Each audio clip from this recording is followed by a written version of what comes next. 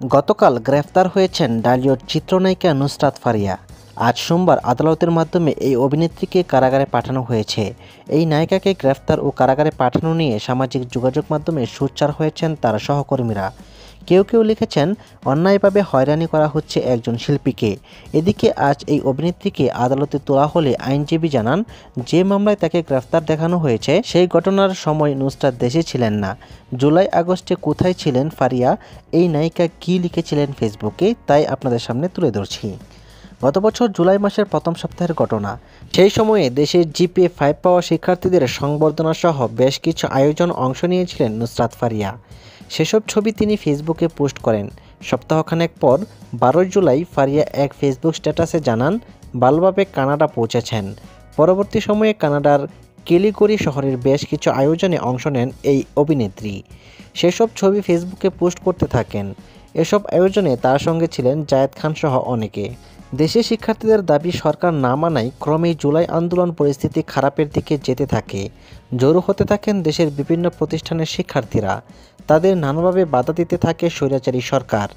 পুলিশের গুলিতে নিহত হন রংপুর বিশ্ববিদ্যালয়ের শিক্ষার্থী আবু সাইদ সহ 6 জন। এই খুনের প্রতিবাদে সারা দেশে বিক্ষোভ করেন শিক্ষার্থীরা।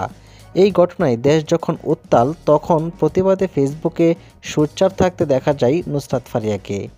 এই নায়িকা 17 জুলাই ফেসবুক স্ট্যাটাসে দেশের আন্দোলন ও শিক্ষার্থীদের হত্যায় সোচ্চার হয়ে লিখেন, কাজের কারণে আমি 1000 মাইল দূরে, কিন্তু আমার হৃদয়ে রক্তক্ষরণ হচ্ছে।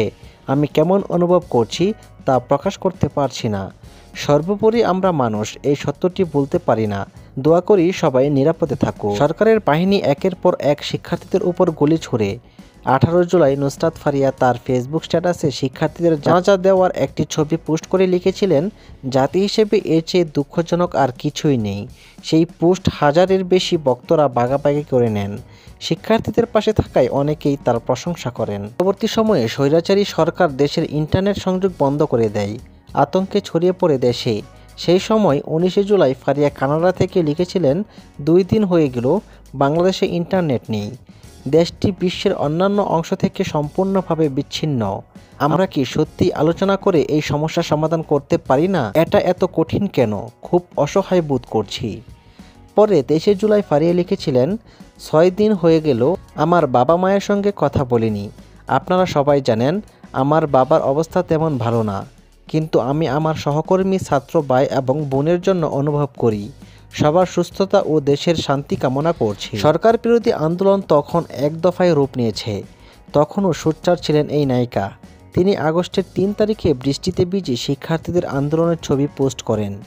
একই দিনে দেশের শিক্ষার্থী ও সাধারণ মানুষেরা শহীদ মিনারে জড়ো হলে কানাডা থেকেই সেই ছবি পোস্ট করেন এই নায়িকা। ছবিতে জুড়ে দেন বাংলাদেশের ইমো।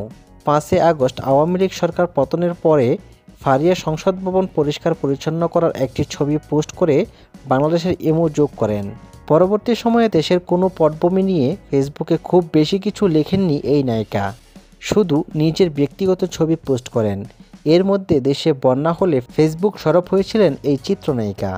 গত বছর আগস্টের পর তাকে মডেলিং, উপস্থাপনা ও অভিনয় নিয়েই থাকতে দেখা গেছে।